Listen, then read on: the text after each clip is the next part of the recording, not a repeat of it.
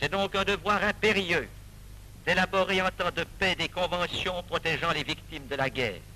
Reconnaître ce devoir ne signifie pas que nous ne souhaitions pas ardemment que la guerre puisse être définitivement éliminée du destin de tous les peuples. N'est-ce pas, n'oublions pas que déjà en 1929, au moment où l'on a établi les conventions sur les prisonniers de guerre, le CICR avait également proposé une convention pour la protection des civils. Mais l'état d'esprit n'était pas favorable à ce moment-là. C'était la période du traité Briand-Kellogg.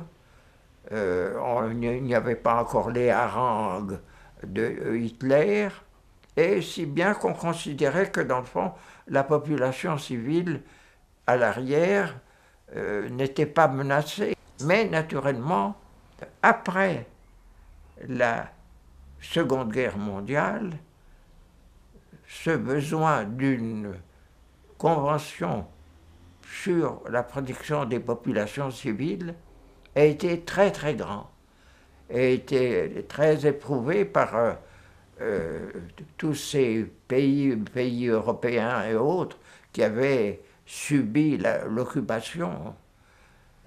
Si bien que quand il a proposé au Croix-Rouge et ensuite à certains gouvernements d'avancer dans cette élaboration d'une convention pour la protection des populations civiles et des civils, et il a reçu un accueil tout à fait favorable.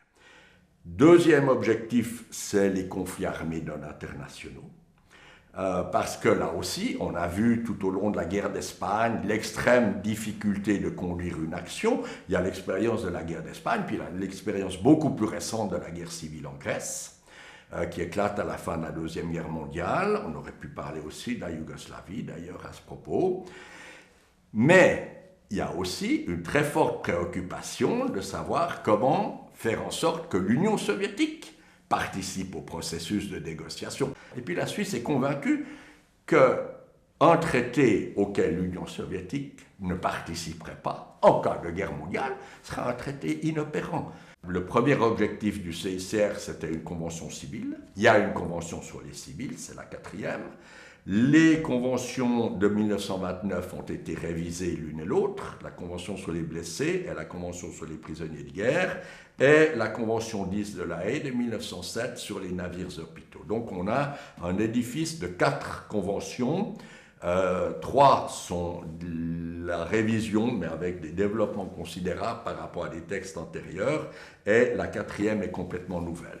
Le deuxième objectif, c'était d'avoir un texte protégeant les victimes des conflits armés non internationaux.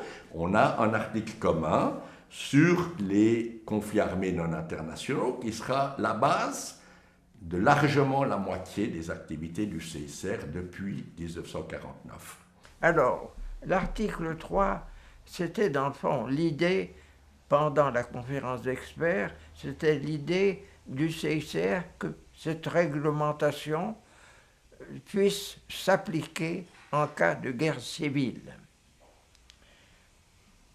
Alors, au moment de la conférence de 1949, il y a une commission spéciale qui s'est occupée de ça et se disait, mais quelle intensité faut-il prévoir de guerre civile pour qu'on puisse prévoir des règles qui s'appliquent?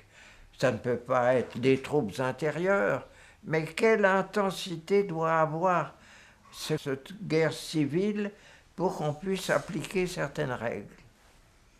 Et là, ils avaient beaucoup de peine à s'entendre, quand tout d'un coup est venue la proposition française, c'était le ministre Lamarle, c'était le juriste Cahen Salvador, qui ont dit: